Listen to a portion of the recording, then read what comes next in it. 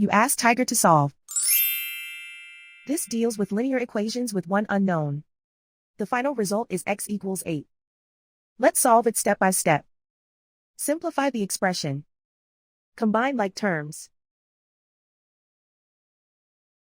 Group all x terms on the left side of the equation. Subtract 3x from both sides. Group like terms.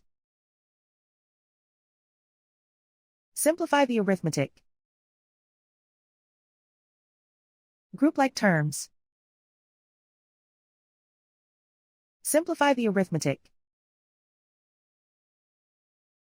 Group all constants on the right side of the equation. Subtract 18 from both sides. Simplify the arithmetic.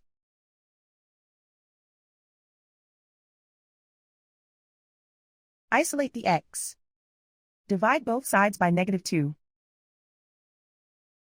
Cancel out the negatives.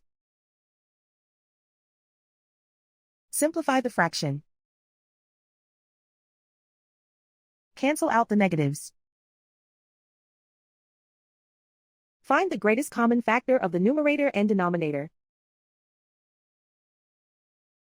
Factor out and cancel the greatest common factor. And so the final result is x equals 8.